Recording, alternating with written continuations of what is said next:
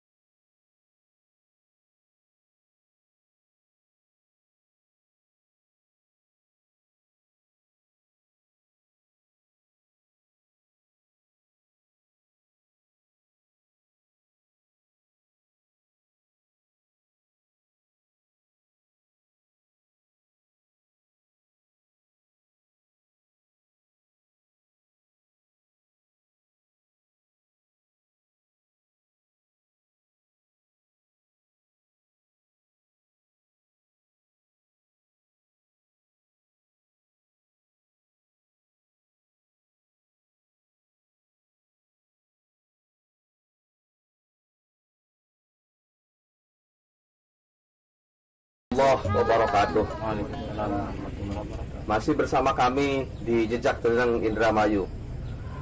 Kali ini kita tim Jejak Jeneng sedang berada di wilayah Kecamatan Jatibarang, tepatnya di Desa Jatisawit Lor, Blok Bojong. Desa Jatisawit Lor, Blok Bojong ini terdapat sebuah makom tua yang berdiri di kawasan perkebunan atau lahan-lahan kosong yang tentunya dikatakan kawasan sepi.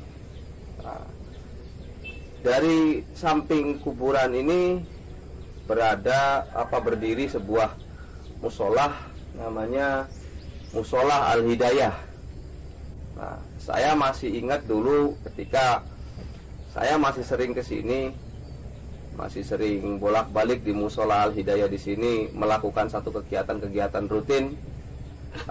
Tertarik pada sebelah atau salah satu makom di sebelah musola tersebut. Dan alhamdulillah kami bersama tim Jejak Jeneng punya kesempatan untuk menelisik sejarah siapa makom di sebelah Musolah Al-Hidayah Desa Jatisawit Lor, Blok Bojong, atau yang terkenal dengan Buyut Simbran. Nah, siapa Buyut Simbran yang sebenarnya? Tadi kita sudah bincang-bincang bersama Ustadz Rahman, terus tahlil bersama, tawasul bersama, sekaligus komunikasi gaib. Ternyata Buyut Simbran itu adalah tokoh ulama yang sangat besar, sanad keilmuannya jelas. Beliau pun juga pernah nyantri di pondok pesantren Babakan Ciwaringin yang pertama, terus kemudian langsung ke pondok pesantren Buntet melalui Kiai Abbas almarhum al-Maghfurlah, sampai dengan Mbah Hasyim Asy'ari, bahkan sampai ke Syekhona Khalil Bangkalan Madura. Dan yang lebih hebatnya lagi, beliau merupakan santri langsung dari Mekah dan pernah berguru ke Syekh Abdul Qadir Jilani.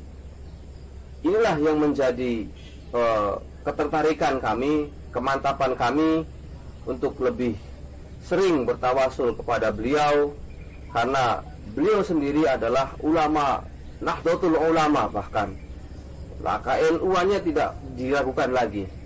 Jadi khususnya warga Nahdlatul Ulama di Kecamatan Jatibarang, MWCNU Kecamatan Jatibarang, seringlah berziarah ke makom Ki Buyut Simbran ini. Siapa sebenarnya Ki Buyut Simbran? Yang memang menjadi pertanyaan besar oleh masyarakat lingkungan sekitar di Desa Jatisawit Blok Bojong ini. Ki Buyut Simbran, sebelum beliau memindah nama menjadi Ki Simbran, yang pertama nama beliau adalah nama aslinya Raden Sukmawijaya, keturunan dari Kerajaan Sumedang.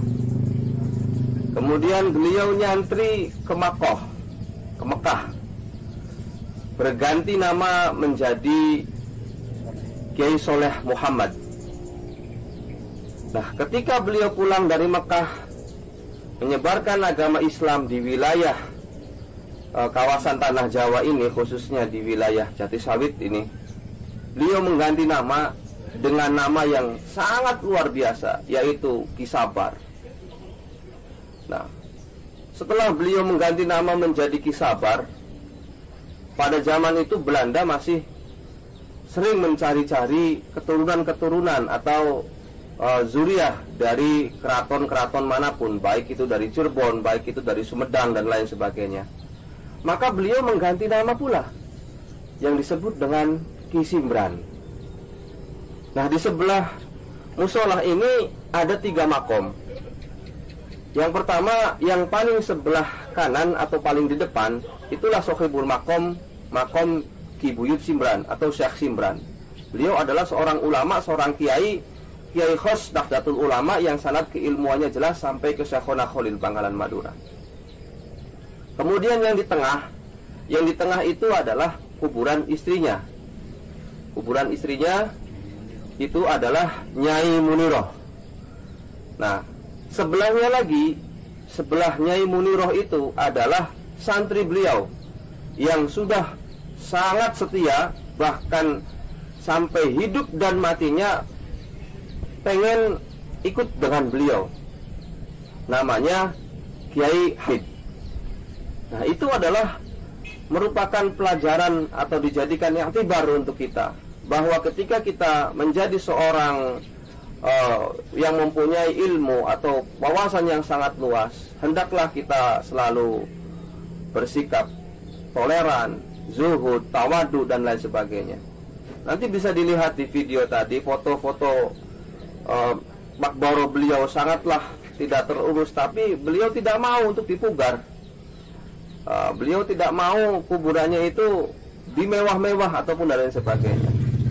Nah, yang paling menyenangkan lagi adalah amalan-amalan yang beliau lakukan itu adalah membaca Dalail Khairat.